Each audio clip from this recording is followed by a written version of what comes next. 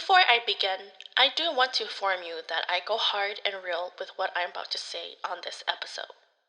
If you cannot handle the truth, my sense of humor, sarcasm, and explicit language, then I advise you to not to listen.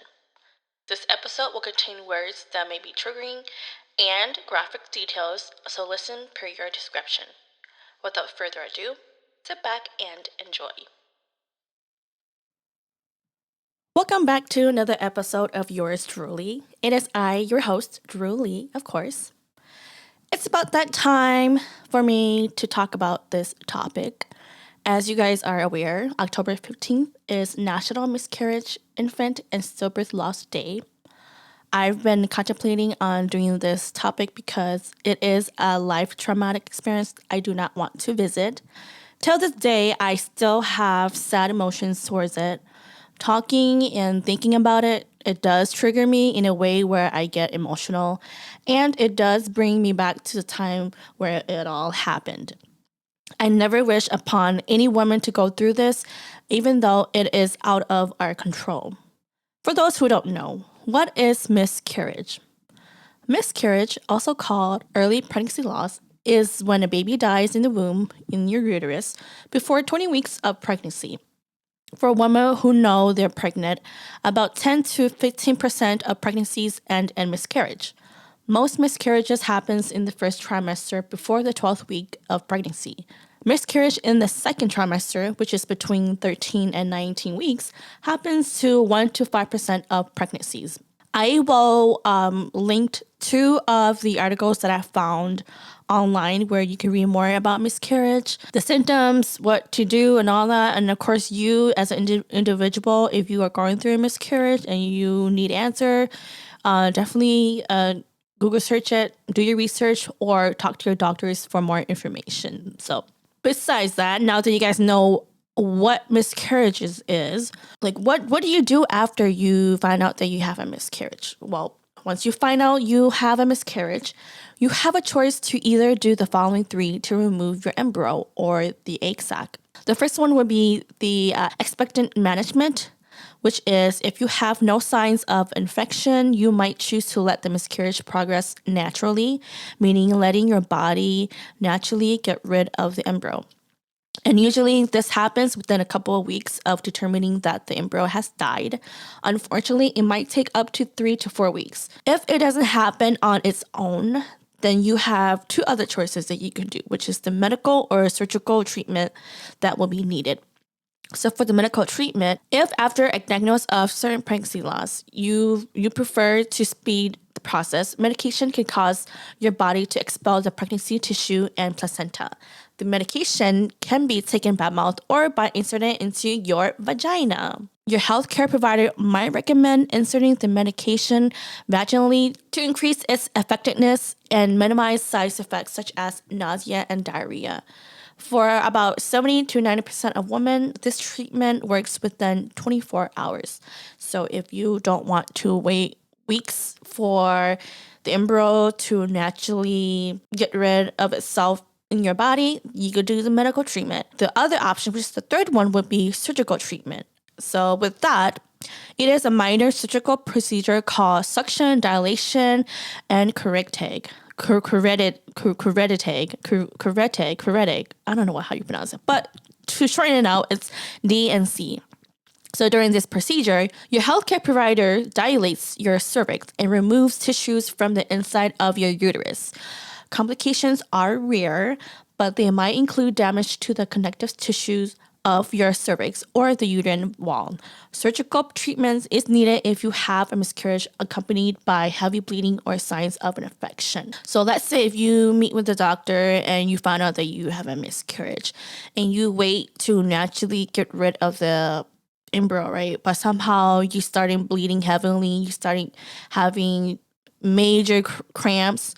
This is an option that you will have to take in order for you to survive and for you to not experience too much bleeding, because I don't know if it caused any death or anything like that, but make sure you talk to your healthcare provider and ask them what are the outcome of it if you do happen to get a DNC, okay? But like I mentioned, Always do your research. I think the most reliable information that you can get is from your doctors. So if you have any questions or you have any issues, just reach out to them and they will tell you all the details, okay? But aside from that, now that you guys know what miscarriage is and what are the 3 things that you can do to remove the embryo or to remove the egg sac that your baby no longer is growing, let's move on to my experience when it comes to miscarriage. So I remember January 18, 2016. So this is 6 years ago. I remember I was still married to a lost boy, and we were celebrating his older sister's birthday. And of course, I was out and about with his sisters, buying last minute birthday food and drinks and whatnot. And I told his older sister that I don't know if I can drink because I haven't gotten my period and I haven't taken any tests. So before coming back to our apartment, I went to Walgreens, bought a test, went back home, got everything situated, set up everything that was needed to be set up, and took the test.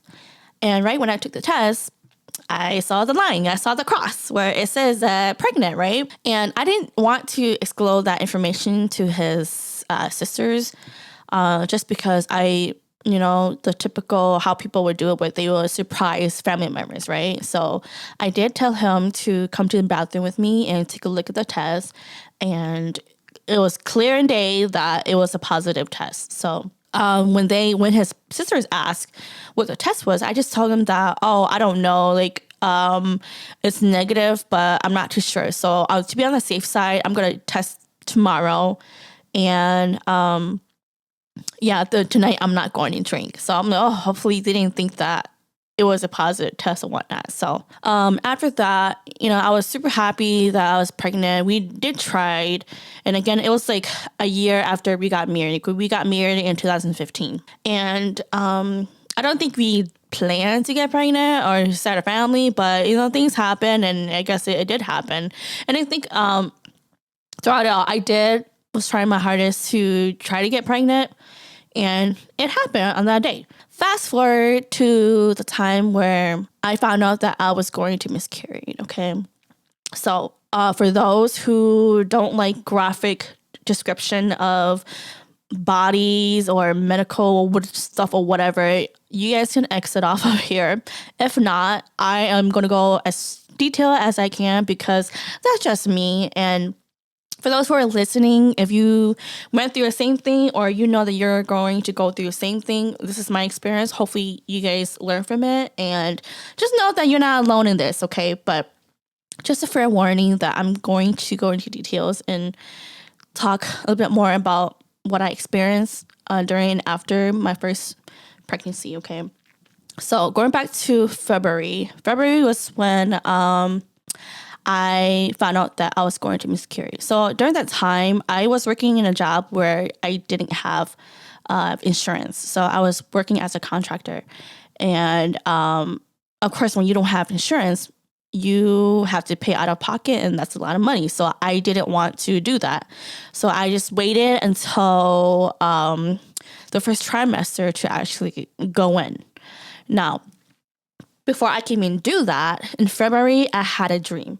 So if you guys have been listening to my episodes till now, I did mention that when I do have dreams, I have vivid dreams where I can remember some of my dreams, and the outcome of it always happened for some reason. I don't know if it runs in the family or I am one of those people that remember a dream and can interpret them. I don't know. But for what I remember, I had a dream about me losing my baby. So what my dream was about was me and Lost Boy was driving in a red van. And for my siblings that are listening, if you guys remember the red van that our parents used to own, yeah, that red van. For some reason, I had a dream about that red van, okay? But for those who don't know, it's just a red Chevrolet van that my parents had when growing up, when I was younger. And yes, me and Lost Boy was riding on that car, that red van, and we were on our way to his cousin's house to pick his cousins up so that we can, I don't know, go out and play ball or whatever. I don't really remember much, but all I know is that we were driving the van, picking his cousins up and whatnot. And right when we got to his cousin's house, he and his friends came out of the house. Somehow there's this chubby white guy he was like an old man who was wearing white in a fishing hat, right? If you guys seen on TV where there's this white guy with white beard that talks about feeding my starving children, yeah, that was the type of guy that, or the type of man that I saw in my dream. So basically, he came out of nowhere, and I can tell that he was drunk, and he was holding a gun, like a little mini gun. And he was pointing at us, and I told Lost Boy's cousins and his friends to call the police.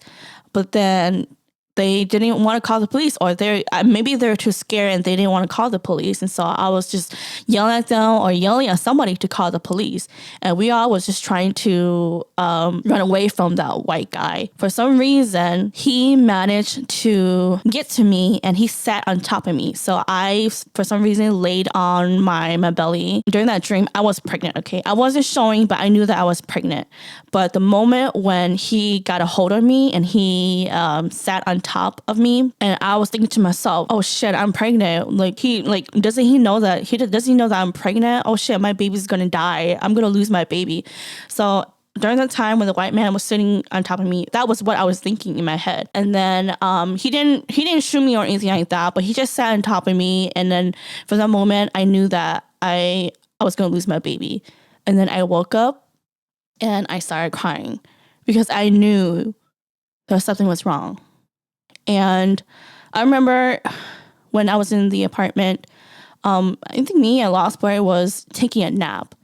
And then somehow throughout the whole time when I was sleeping, I think he got up and he was doing something with his computer. I don't know what he was doing. I don't know, but he was so attached to his computer. Okay, guys.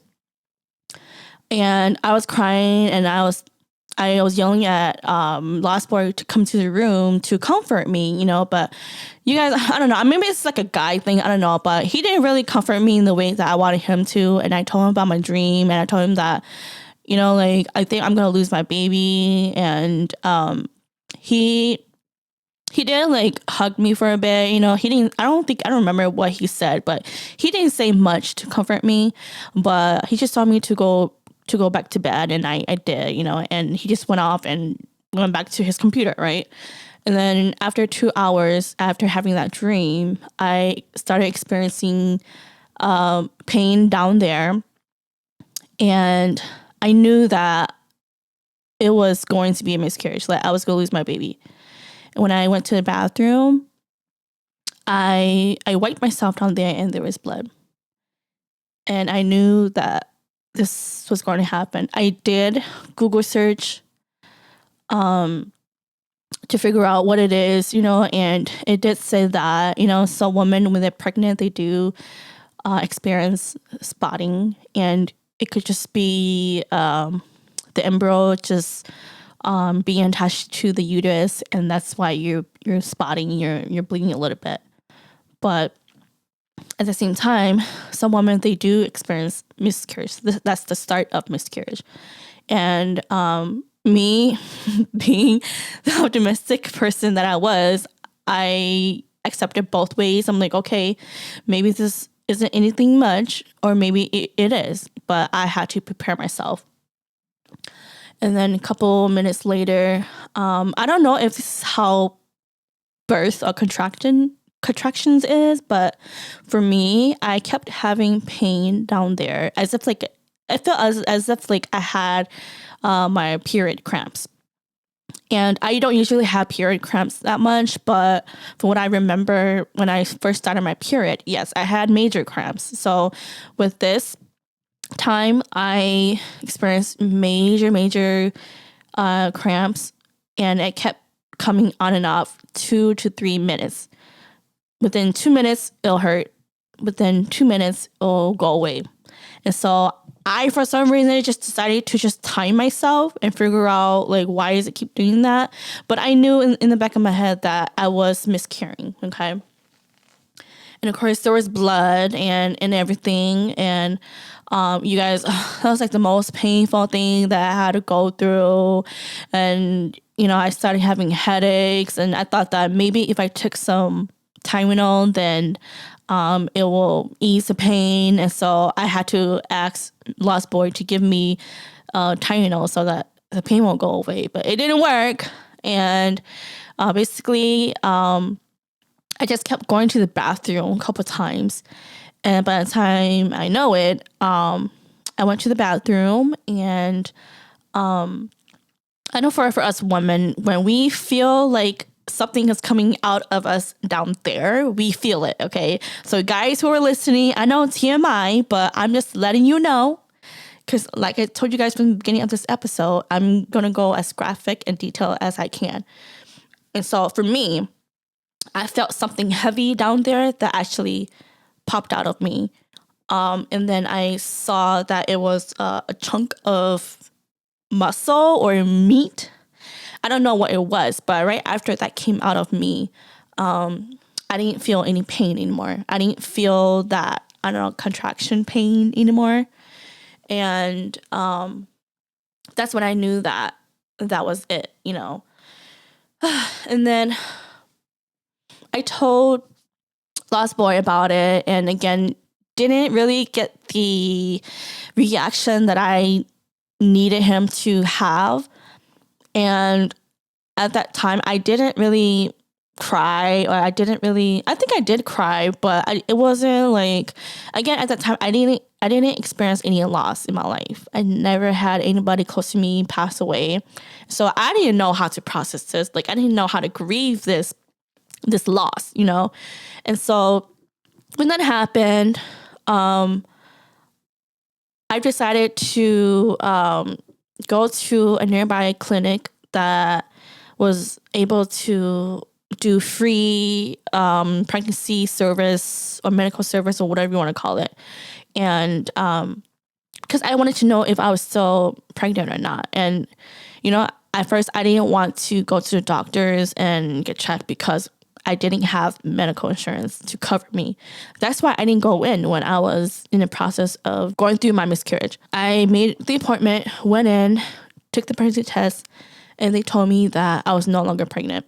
And so I was fortunate enough for Lost Boy to be there to come with me to the appointment so that we both know what was going on. And right when we got home,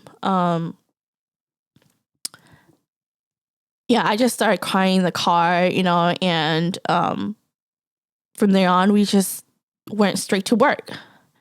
I didn't give myself a break to process this whole thing. I guess because I'm such a workaholic, I always worry about not coming into work late and always coming on time. There's no point of calling in if you're not sick. And so, I just went straight to work. I didn't really took the time to process this whole thing. And so you could say that I was numb to all of this. And luckily we didn't tell anybody, just because I wanted us to at least be done with the first trimester and then tell our family and friends. So I did tell my friends, but for my family, I didn't, just because, again, I wanted to surprise them. I wanted them to be surprised, basically. But that didn't happen. So my first pregnancy, I didn't tell anybody. I didn't tell my families. He didn't tell his families, and we just left it like that. After that miscarriage, I did blame myself for it, just because, I was the one that was carrying the baby, right? So after that, I did think to myself, did I not work out as much? Was I not healthy enough? Was I lifting too many heavy things? Was I not being careful? Like, all these things, I thought about, and all the ladies out there that are listening, it's normal to think like that. But when I did my research, they say that miscarriage happens and there's no explanation as to why it does. And, like even when I talk to my doctors at that time, they say that they don't know why it happens. Like, it doesn't matter if you work out, not work out, or you're being super careful. Like, it doesn't matter. Some women will go through a miscarriage. I had all of that thinking in my head, and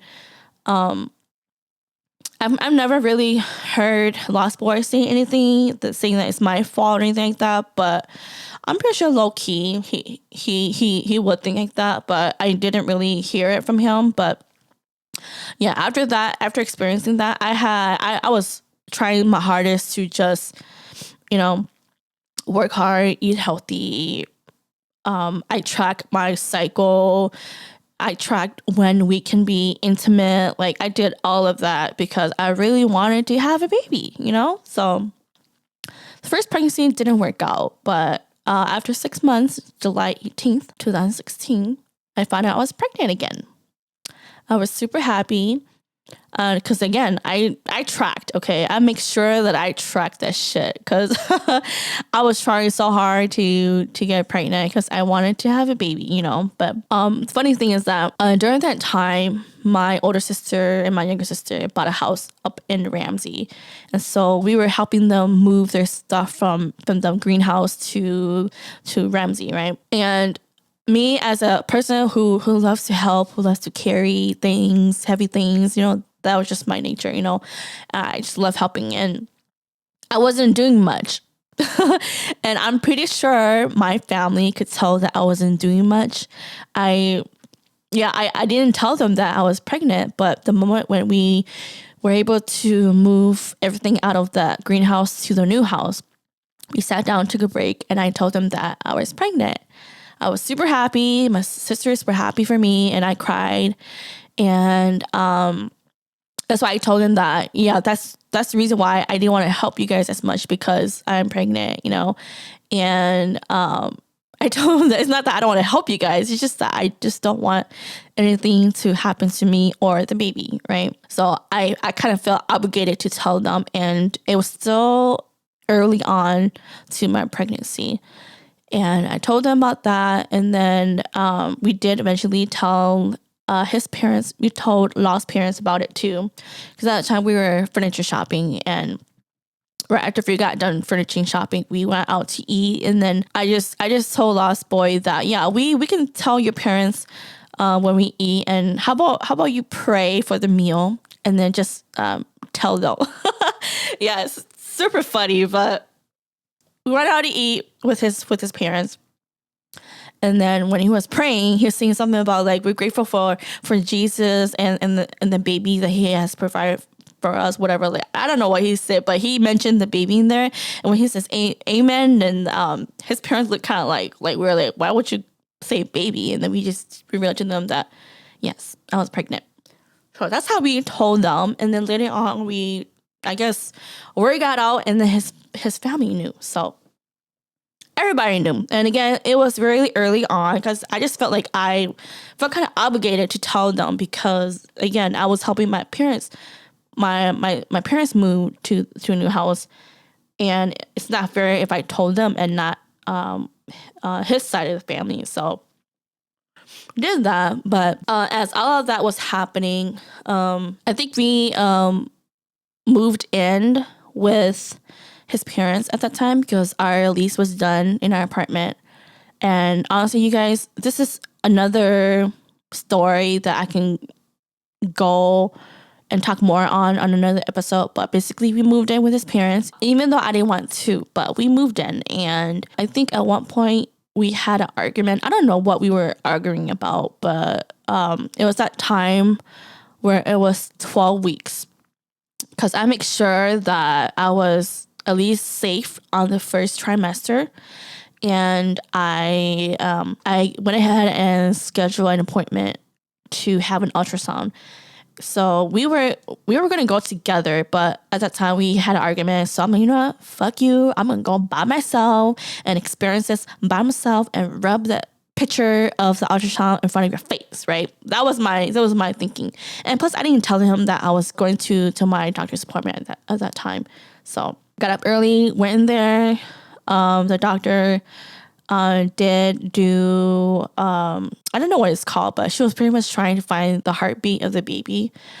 And y'all, like, she was having a hard time finding the heartbeat of the baby because she kept moving that wand around me, and like, shit, that was hurt. It was hurting me. I'm like, damn, like, why is she trying so hard to like find this heartbeat? I'm just like, shit. And then she wouldn't even tell me what was happening, but I had a feeling that something was going on, and so she said that she's gonna schedule an ultrasound, a vaginal ultrasound.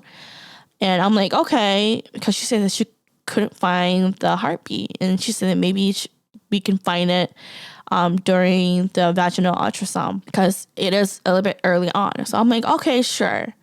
So she was able to schedule me an ultrasound the same day. Went into the room, did all of that. They stick this little, I don't know, tube thing, whatever, inside of me, and they did see the sac. Okay, but I did notice that it was all black. There was nothing in there. And they didn't really tell me, but I knew that something wasn't right just because it was all black. So the person that did my ultrasound told me that, this is the sac that's carrying the baby, but in the inside nothing is growing in there. And she told me that my sac was measuring 7 weeks, but I was 12 weeks already.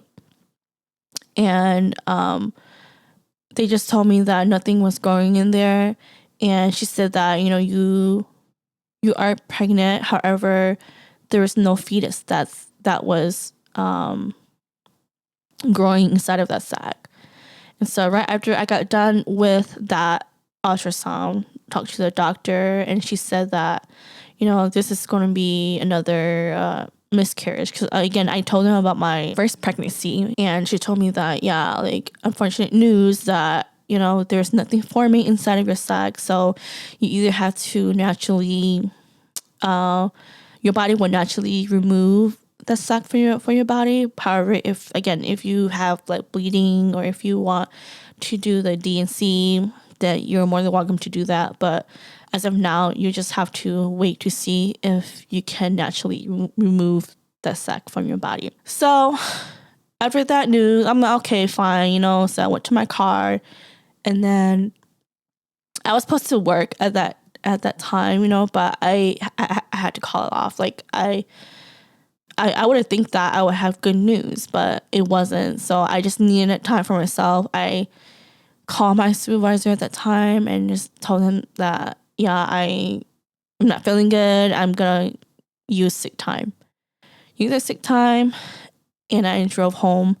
Instead of going back home, I just went to a nearby park just to take some time for myself. Because at that time, when living with his parents, I wasn't happy there.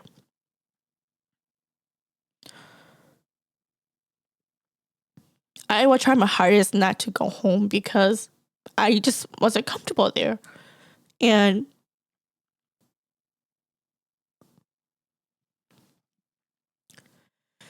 when I parked in the park just to get some time for myself, just to process things in my head, last boy called and he asked me where I was, and I told him that I went to the doctor's appointment. And he was like, okay, so how come you didn't let me know? And I was like, well, we had an argument, like, I didn't want you to go with me. So, and then he asked me, so what did they say? I told him that there's no baby. There's no baby. And he didn't say anything. I don't remember if he said anything or not, but at that time, I don't know, you guys. At that time, I just didn't want to talk to him. I didn't want to come home. I just needed time for myself.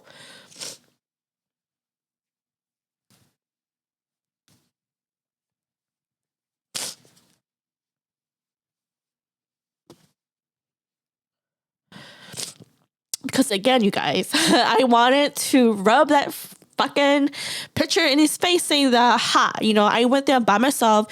You're a dumbass. You didn't want to come with me. You're going to start an argument with me. Then, okay, then you're not going to experience it. Let me experience it by myself, right? But no, bad news.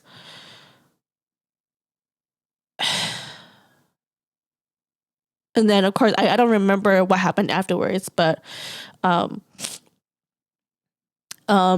just, once I told him, and I'm pretty sure he went and told his grandma and told his mom about it. And I remember, because for me, I didn't tell Lost mom about it because I'm not close to her. I don't feel comfortable telling her about my personal things because I'm not comfortable with her. And I'm pretty sure she wanted me to like tell her things and all that stuff. But again, she's not trustworthy. So I didn't even tell her that I had a miscarriage. I just told Lost Boy to just tell his parents and tell his grandma, because in our Hmong culture, when you give birth to a baby, you're supposed to be on a chicken diet. And I wasn't sure if I was supposed to, because again, no baby was formed, nothing was formed, but yet it seemed like I was going to give birth or whatnot. So I didn't know, because the first pregnancy, I wasn't on a diet. The second one, I didn't know. And because everybody knew already, it's like, okay, what is the correct way of doing this, So again, I didn't do the chicken diet. So because again, there's no point. And even I asked my mom and my aunt, and they said that no, you don't have to do the chicken diet because no baby was there, so there's no point for you doing that. So I do remember, however, that when I went through the second miscarriage, again, we're still living with his family or with his parents.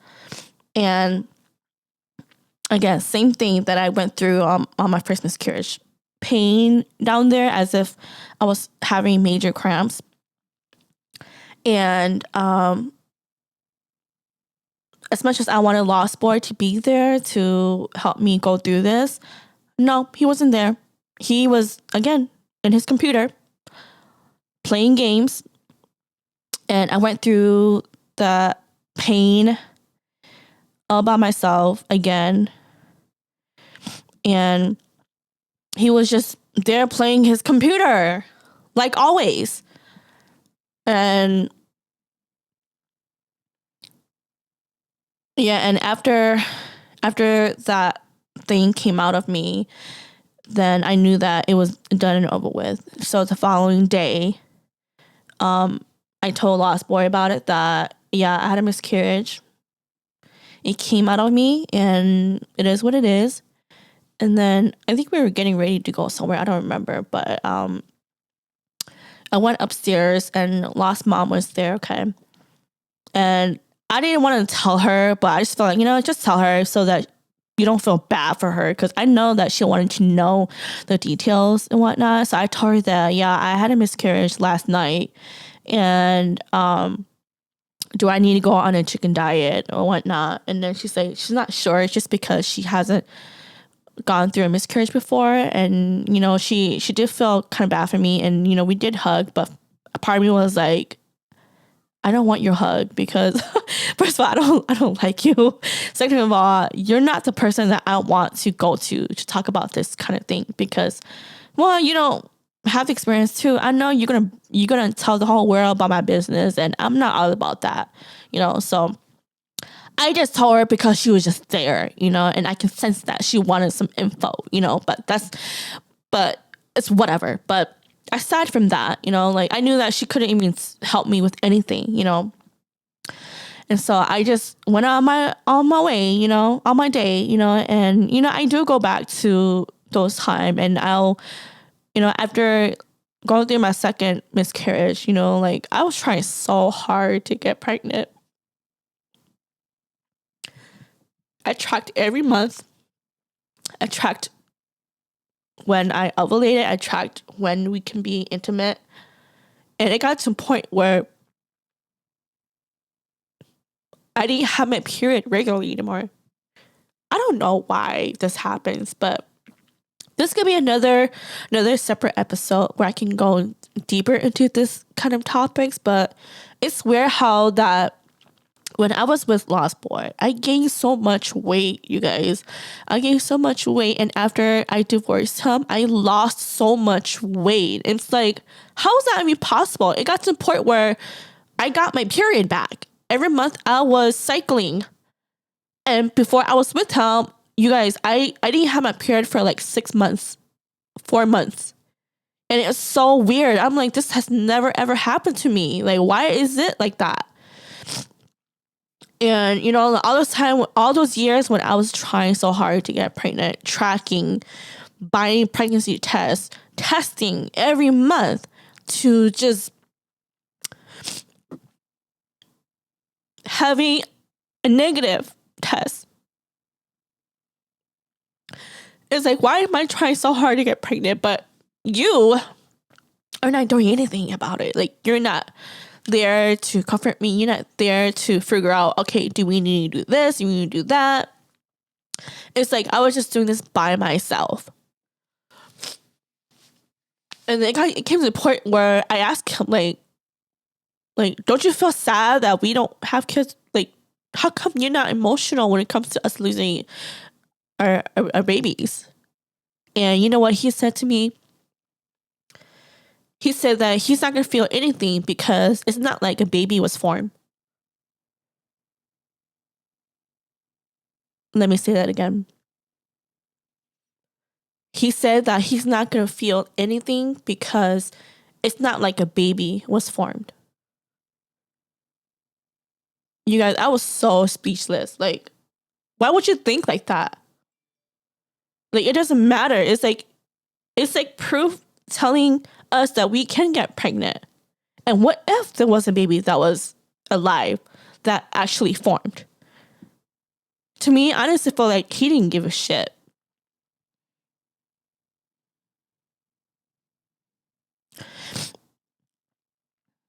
And I don't know, you guys, just because I've seen other people who went through miscarriages and their husband, you know, they are very emotional about it. And I just think, how come Lost Boy wasn't like that? Does he not feel anything? Not towards me, but towards our potentially having a baby? No, he didn't.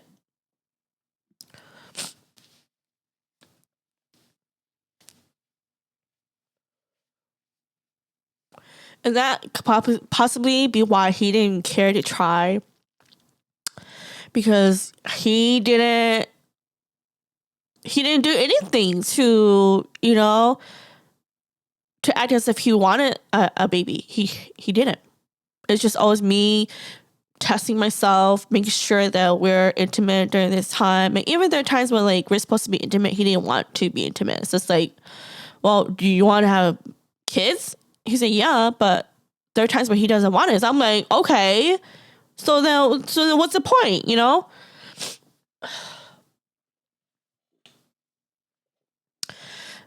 To all the men that are listening, here's my advice to all the husbands or the men who have wives or girlfriends or whoever, the person in Europe that's going through a miscarriage. Here's my advice for you. And please fucking listen, okay? Don't be like Lost Boy. Don't be like him where he said that it's not like a real baby was formed. And you know what the fucked up was? When I mentioned that to him, a couple years later, he said that I never say that. I never say that it's not like a real baby was formed. Motherfucker, if you didn't say that, then why do I still remember it? For you to gaslight me and tell me that you never say that? Yes, you fucking did. So men out there, do not say that. Also, do not say we'll try again. Do not say we'll try again to your partner. Don't fucking blame her for not being able to carry you guys' baby full term. If you can't say anything to make your wife feel better or your partner feel better, or you just don't know how to emotionally be there or understand where she's coming from, what you can do, listen up, men out there, what you can do is just give her a hug. Let her cry her tears on your shoulders. Let her know that, I don't know any words that can make this better, but I'm giving you my shoulder so that you can cry on it. And if she wants you to go away, she's fucking lying. She don't mean it, okay? If she's pushing you, she's just lying, okay? At that time, right now, there's so much shit that's going through her head, and she's just telling you to back off because she's angry. But don't listen to her. At that moment, just give her a hug. She needs it. Allow her to cry it out, to grieve the baby that never happened. And I'm pretty sure there's a lot of you guys out there, all the husbands and men out there that really truly wanted a baby, but this happened to you guys, right? Again, I don't know how men out there feel when it comes to stuff like this, but I know there's some of you guys who are very devastated when this happened. And at that time, you both have to lean on each other. Because as of now, you're vulnerable. She's vulnerable. You both wanted this to happen, but it didn't. So all that you both can do is rely on each other emotionally, grieve together, and help each other out in this situation.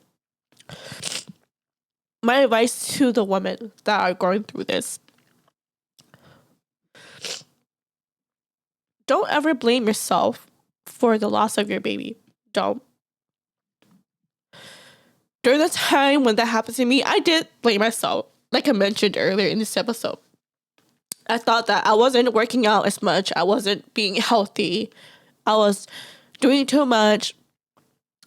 I'm trying to live the healthiest life. And how come baby is not coming? How come baby can't survive?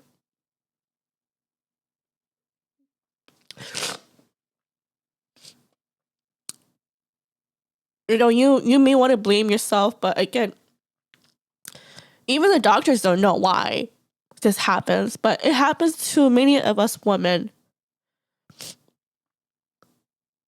And just know that you're not alone in this.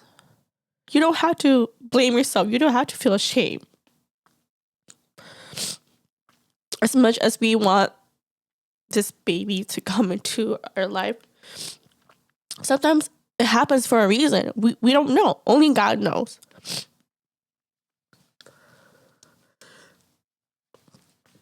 I also advise all you women to take the time to grieve. For me, I didn't know how to grieve this.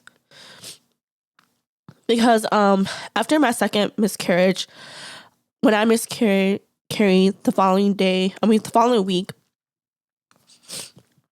I had an interview for a different position, and I actually got the job, right? I just kept living life. And again, I didn't have time, or I didn't give time for myself to grieve. And now, 6 years later, I'm actually going through the grieving. I know, 6 years later, right? 6 years later, I'm going through the grieving. So ladies, take time to grieve. Some things that you can do during the time of your grievance is to journal your thoughts. I've been journaling a lot. If you want to write to your babies, you can do that as well too. I've been journaling about my thoughts and what has been happening in my life. Because there's just so much shit that goes into your head when shit like this happens. So definitely journal your thoughts. Right after I divorced, I began to go back to traumas that I went through in the past. Trauma between my parents, trauma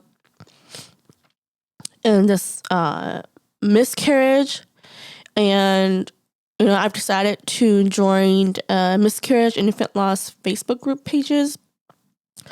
And even though I'm not interactive in there, but it's there on my Facebook so that I can see what people are going through. And it helps me to know that, we're all going through this together. And sometimes we need to vent. Because not a lot of people understand what we go through. And I feel a lot at ease just knowing that joining that group can actually help me emotionally and to not forget what I've been through. I don't know if they have groups like this 6 years ago, but I joined and it has helped me, and everybody is very encouraging, and it's just a place for you to vent your frustration. A lot of people, they do like a lot of like tattoo remembering their baby that they lost, or just something to remember their babies from. And so if you're not ready to join the group, that's totally fine. But for me, I joined just so that I know that I don't have to ignore that trauma in my life. And of course, ladies, if you know anyone who has told you about them going through miscarriage, talk to someone who dealt with it. Hey, you can even talk to me. You can talk to me about this too. Like I always say, if you want to talk to me personally and talk about this, feel free to message me via Facebook message, or you can email me. If you are listening and you don't want to be known, I have my Dear Sister letters where you can actually go in there and write anonymously. I won't know who you are, but I can always post my answers and all that stuff on my Facebook page, so that whoever you are, if you're going through any difficult times, or if you're listening to my podcast and you're going through the same thing as me and you need advice, I'm willing to help. I can help you as much as I can, but sometimes you just need somebody to understand where you're coming from and who can give you advice on how to move on forward with this, But ladies, like I said, don't ever blame yourself for the loss of your baby. Take the time to grieve. If you need to journal your thoughts, please do. Join a miscarriage and infant loss Facebook, and or talk to someone who dealt with this. For me, I talked to my ex-sister-in-law about this, but she wasn't any help because she did have a miscarriage, but when I told her about it, it wasn't the reaction that I wanted from her. I could talk to my older sister about this, but she's very judgmental, so I didn't feel comfortable talking to her about it. Even though when I had my second miscarriage, she knew of it, but we didn't really sit down and talk about, what happened. She shared what she went through, but it just wasn't enough. I don't know. I'm the type where I want the nitty gritty, deep, dark details about everything. That's just me, and it just wasn't to my liking, you could say. And that's why I couldn't go to her, because again, she's very judgmental, and I just don't feel comfortable talking to her about this. My mom had a miscarriage too, but again, my mom couldn't really say too much about that. So it's kind of like, damn, who do I go to talk about this? And I know that within my community, my Hmong community, my culture, a lot of elders tend to blame the woman for not being able to carry a baby full term, or she can't get pregnant, or it's her fault because the baby died. Majority of the time, the men will not step up and protect their wife. And it gives him an excuse to find a second wife. You know, you guys, I wouldn't be surprised if, you know, like during the time when me and Lost Boy weren't together, I wouldn't be surprised if his parents or his family didn't really fight for me because I couldn't give him kids or I couldn't give him babies.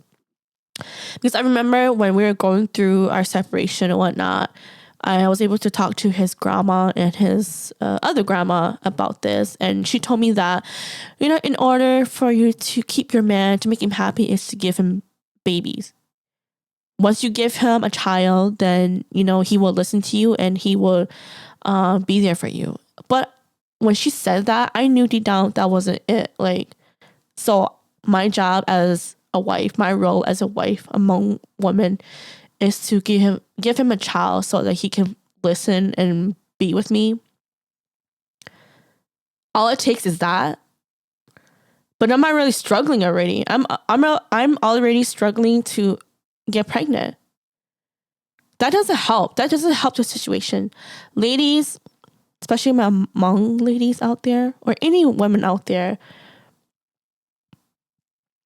if the elders are telling you that the only way your husband can listen to you and be with you is if you give him a child, no. You giving him a child is giving more headaches. Okay? Okay?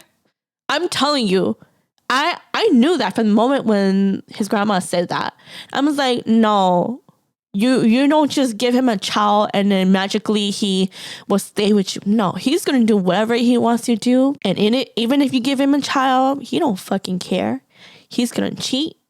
He's going to gamble. He's going to go fishing. He's going to go hunting. He don't fucking care. If he really did care, his action, listen up, ladies, his actions would tell you that he cares. And from that moment, I knew that, yeah, we're not going to make it. We're not going to make it. Because I was struggling to actually get pregnant. I was struggling to get pregnant. And so, ladies, if you think that, well, more importantly, don't listen to the elders. They don't know what they're doing. We are from a different era and years. Yeah, it may have been that like years back in the past. But as of now, I've come to realize that I don't need a baby to hold a man down. If a man, there's that saying that says that if a man wants to be kept, he would have been kept. Meaning that he himself wants to be kept. And that's not up to us to keep him to be with us. No, that's up to him. If he really wants to be with you, he will do all he can to be with you. And if he doesn't, and you're the one that's trying so hard to have him be with you, no, baby girl, you gotta let that shit go. I'm telling you, the moment when you have a baby with a man who doesn't love you the way that you deserve to be loved, my thinking is that he's not going to love you and your kids.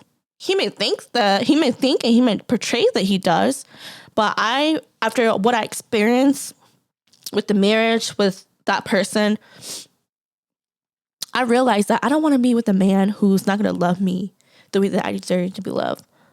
Because if he's going to treat me like shit, he's going to treat my kids like shit. And just think about it, you guys. What happens if those two babies just survive and I have them in my life? I will fight the hardest fight to not have Lost Boy get a hold of my child or use my kids as a control mechanism to manipulate.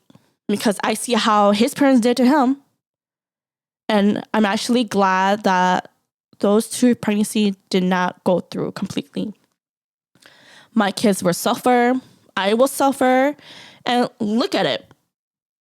For me, as a person, I'm willing to fight for my relationship.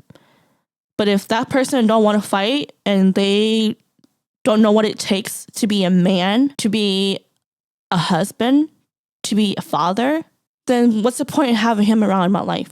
A man who can't understand and relate to me emotionally will not be able to empathize and protect me, and that will not allow me to be vulnerable. I can't feel safe with him, and I can't be in my feminine energy. And that's what I learned from what I've experienced with Lost Boy. Like, I'm not saying that I'm perfect, and I'm not trying to bash Lost Boy, you know, like, I get it. I get that he came from a broken family.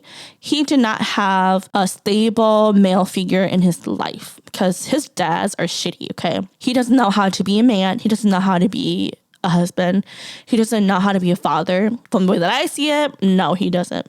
And ladies, you have to look at a man's action and just know that don't just have a child just because it'll make him stay with you. Yeah, he may stay with you, but he's not going to love your kids. He's not going to do whatever it takes to take care of your kids if he doesn't love you the way that you deserve to be loved.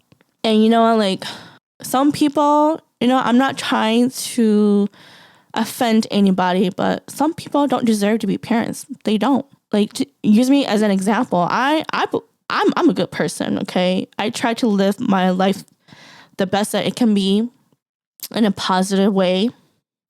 I know for what's right or wrong.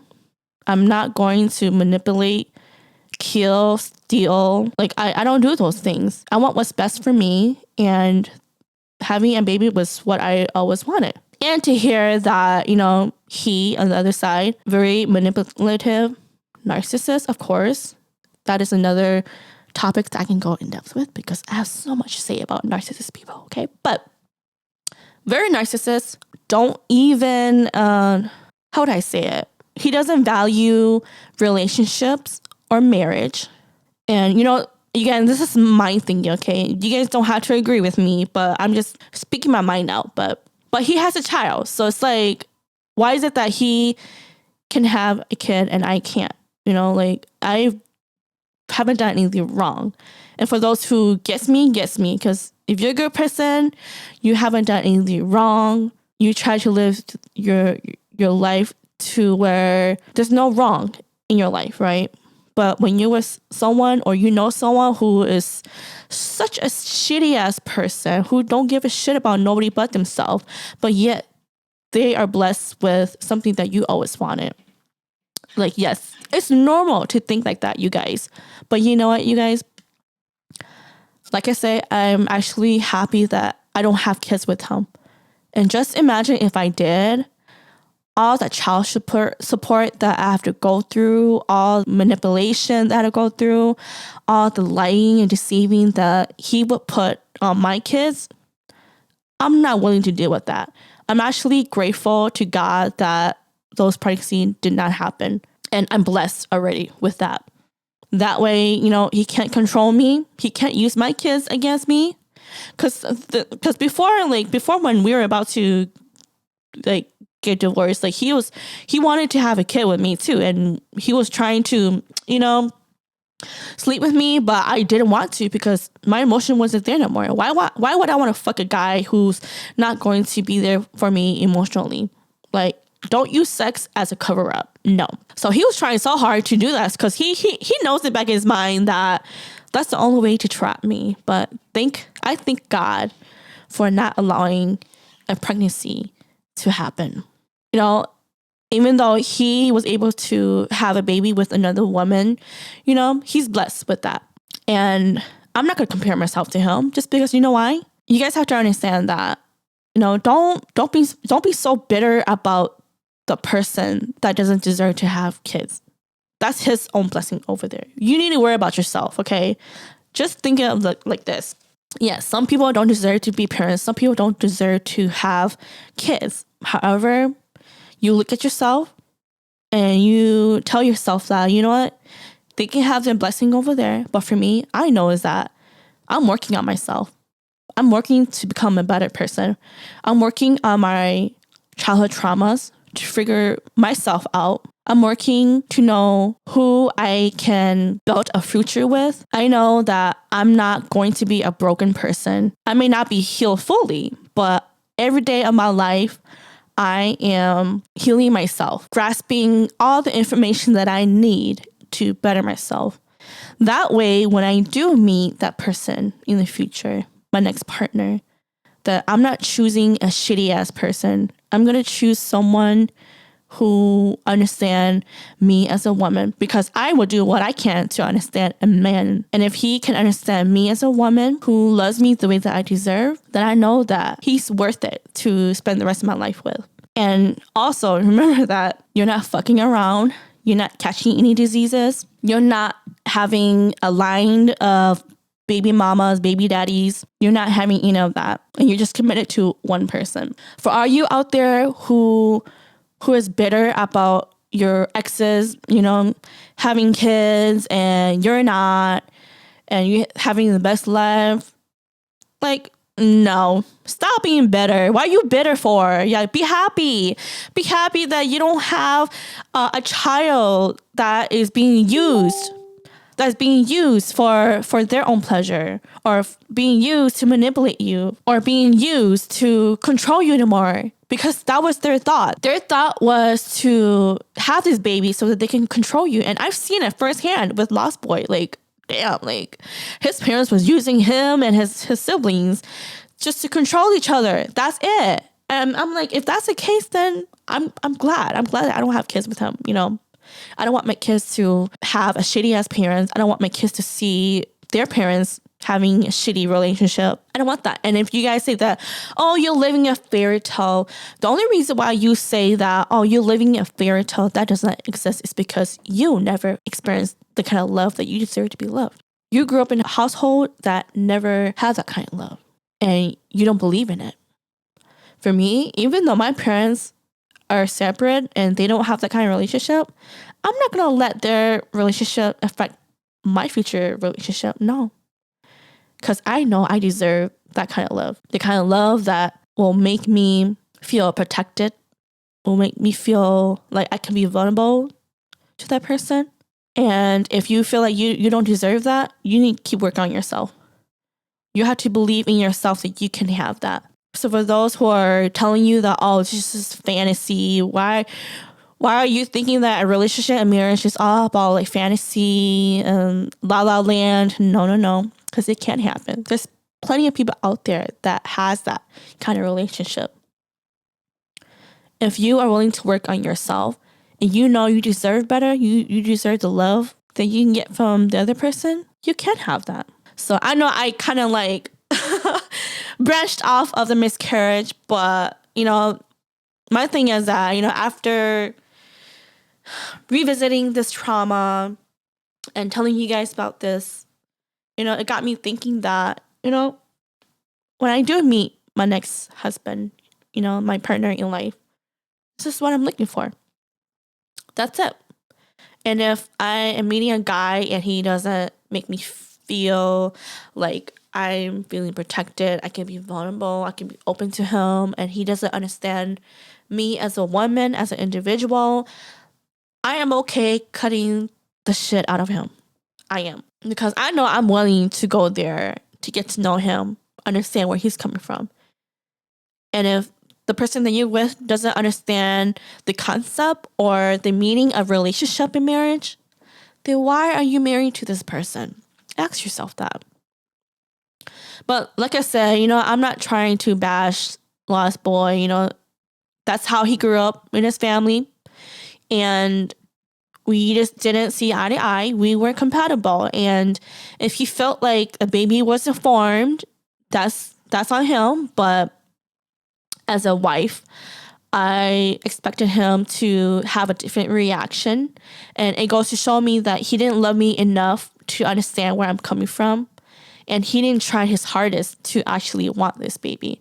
I do believe that if both parties doesn't want, like say for example, a baby, it's not going to happen.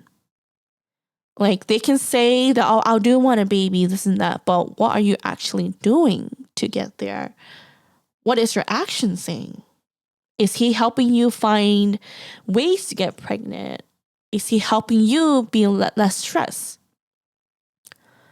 Are you telling him, these are the steps it takes to get pregnant? These are the clinic that we should go to look for fertility. These are the things that we should do to be healthy. Like, what are you both doing to get to that goal in your life? If it's pregnancy, what are those goals? So those are my thoughts. And going back to Hmong parents, just for all the women out there or the Hmong women out there, stop allowing parents or people to dictate how you live your life. If you're married, you don't want to have kids, you don't want to have kids. If you're not married and you supposedly had a kid, it is what it is. Stop living in fear. Stop living in shame. Just think it like this. You're not fucking your parents. You're not giving birth to your parents' kids. I know, kind of dark and crazy, like, don't get me wrong, but it's the fucking truth. You're not sleeping with them to have a child. You're not birthing a child for them to take care of. Because at the end of the day, that's your child to take care of. That's your responsibility to take care of that child, not them. And the only reason why they're thinking of that is because society has told us that this is how life is. You go to school, grow up, meet someone, get married, and then have kids. But what if you can't have kids? What if you don't want to get married? What if you don't want to have kids? What if you don't want to be in a relationship? Then what? Are you considered as broken? Are you considered as a misfit? And that's the reason why I created this podcast, you guys, is to open discussion about certain topics like this. And to let you guys know that it's okay to be single. It's okay to get divorced. It's okay to not have kids. It's okay to try and then have issues. Because you don't know if there's people out there that are going through the same thing as you. And me, as a person, I am very vocal about what I go through. I believe that when you put yourself out there, people will tend to listen and it'll give them courage to share their stories. Hey, I'm just one of those few women out there or a person out there that can be vulnerable and can speak out on this. Not a lot of people can do this. And it's okay. But me, that's why I have this podcast for a reason. To help me heal, to help me bring out a message out there, to have discussions, deep discussions about real life issues. And that at the end of the day, don't let other people control how you live your life. The moment when you stop allowing other people control how you live your life, you'll be free. You'll be at peace. I'm telling you. I'm at peace already. I love it. I'm so content. It's gotten to a point to where, like I mentioned, I don't want to date no more. I don't think I want to have any kids. I'm good. I'm really good. But if it changes, sure, it will change. But I know, like I said, I kind of like drifted away, but I do have to say I'm grateful that I went through this miscarriage, and I hope that it helps anyone listening, men and women, to know where I'm coming from as a woman, as a wife. And like I said, it's not about bashing anybody. It's all about educating, sharing, and being able to help others who don't know who to ask or where to go. And just know that you're not alone in this. There's plenty of people that went through the same thing. And I just hope that this episode helps you in any way. Before I end this episode, I just want to remind you guys that if you want to write to me, you can definitely do that. I will have a link on my Google Doc for their Dear Sister letters, and I will respond as soon as I can. Or if you want to private message me or email me, you guys can do that as well, and we can talk and learn more about this topic. So before I end this episode, I do have like a poem that I found online. It's called To the Woman Who Just Found Out She's Miscarrying by Ayana Ledge. And I will have her link on my social media as well, so that you guys can check out her work and read more about her stuff as well too. But let me go ahead and read what she wrote. To the woman who is miscarrying. You've just experienced the worst day of your life. Maybe you saw blood in your underwear and just knew something was terribly wrong. Or maybe, like me, you were blissfully unaware, excited to hear your baby's heartbeat when you saw the expression on the doctor's face change and your heart sunk. I stopped drinking, avoided caffeine, took prenatals, gave up raw sushi, got enough sleep, ate my vegetables, and stopped eating deli meat, only to find out that my pregnancy wasn't viable. If it were possible to persuade the universe to grant us healthy babies thanks to good behavior, we'd both be happily pregnant, preparing a nursery and buying baby clothes. It's terribly unfair, isn't it? I'm sorry. I'm sorry for the physical pain. Why didn't anyone tell us that it'll hurt like hell? I'm sorry for the blood. So much blood. I'm sorry you have to watch blood clots swirling down the toilet drain. I'm sorry you'll have to open the pregnancy apps that brought you so much joy and find the dreaded report a loss section to stop the emails about the baby's progress. I'm sorry you might feel bad about the weight you gained now that there's no baby. I'm sorry that every glance in the mirror is a reminder of what could have been. I'm sorry for all the people you'll have to tell, and if you haven't told anyone in the first place, I'm sorry that you'll have to deal with this alone. I'm sorry for the dumb comments you'll get. At least you know you can get pregnant. It must have been God's will. My friend miscarried much later than you, so it could be worse. I'm sorry that your optimism has been stolen. That you'll hold your breath every second of the next pregnancy, knowing precisely how many things can go wrong. I'm sorry that people will expect you to just get over it. I'm sorry that you'll feel a twinge of pain every time you see a pregnancy announcement on social media. I mourn with you. My heart aches for you. I grieve your baby with you, whether you were 4 weeks pregnant or 4 weeks pregnant. The loss of a wanted pregnancy is an agony that's impossible to imagine until you've experienced it. Here's what I want you to know. One day you'll wake up and you won't think about your baby the entire day. It may be next week. It may be several years from now. You will feel terribly guilty and wonder if maybe you weren't cut out for motherhood. Anyway, what kind of a woman forgets her baby? But here's what I've learned. You can grieve your baby until the day that you die without committing to a life of misery. It doesn't make you a bad person to feel less sad over time. It makes you human. Right now, honor your sadness, make space for it, feel it fully. And I'm sorry. And that is all that I have for you guys on this episode. I know that I went super deep. My mind is just full of things that I want to share with you guys. But again, because it is National Miscarriage, Infant, Stillbirth Loss Day, I want to honor that with telling you guys my own experience when it comes to miscarriage. And I hope that all the women out there that needs encouragement, advice, I hope that this episode helps you in any way. And you guys can always more than welcome to contact me for more information. And for the men out there, listen to my advice. Don't be another lost boy. We don't need that kind of person in our life, okay? So love your wife, understand her. And like I said, if you don't know what to say to comfort her, a hug is all we need.